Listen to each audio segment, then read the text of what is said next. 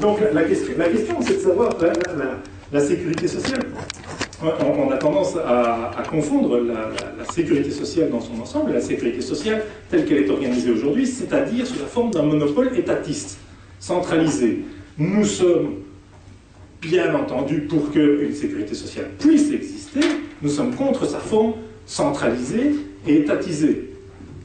En pratique, ça veut dire quoi? En pratique, ça veut dire une privatisation des principaux mécanismes de la sécurité sociale. Mais attention, quand je dis privatisation, je ne dis pas nécessairement que ça doit être confié, tout doit être confié à des grosses boîtes privées américaines guidées par le profit. Pour moi, quand les syndicats organisent un truc, c'est une organisation privée, un syndicat, une mutuelle, et ce sont des systèmes qui ont existé tout un temps et qui ont été d'ailleurs, dans beaucoup de cas, transformés en système social étatique pour limiter le pouvoir des syndicats et des mutuelles qui avaient tendance à devenir trop puissants par rapport au patronat. Donc il y a un accord qui s'est fait entre patronat et syndicats au sortir de la guerre, mais qui avait déjà commencé avant, au sortir de la guerre, pour organiser tout ça de façon nationale, avec un contrôle commun sur les montants financiers.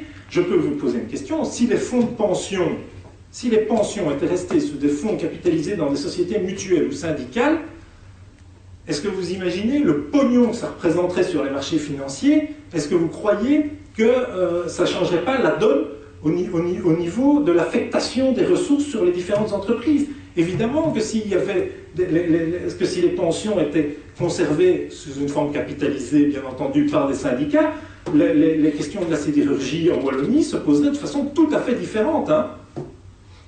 Et donc, c'est vraiment, pour nous, c'est important, c'est que ce soit fluide, que les gens puissent choisir ou non d'y être. Si la sécurité, on ne demande même pas en fait finalement que la sécurité sociale actuelle cesse d'exister, on demande juste qu'on ait le droit de s'organiser autrement sur le côté, qu'on ne soit pas obligé d'y participer.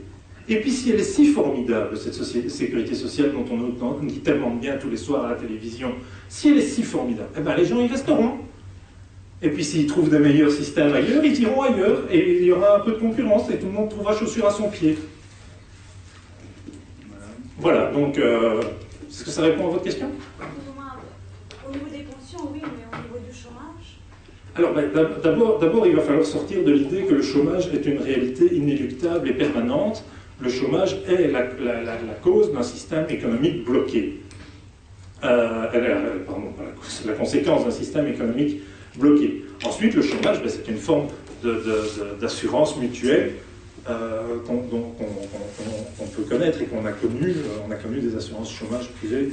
Alors effectivement, il n'y a pas moyen d'assurer un chômage de masse perpétuel à travers une structure privée.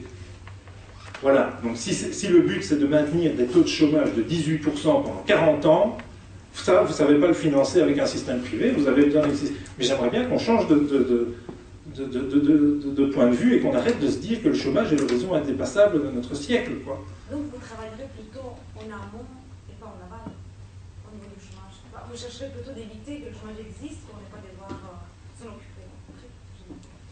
Oui, j'ose espérer que c'est le point de vue d'à peu près tout le monde, de se dire qu'on va essayer d'éviter qu'il y ait du chômage plutôt que de se dire qu'on va essayer de créer du chômage pour avoir le plaisir de le régler par la suite, quoi. Merci beaucoup. Je vous en prie.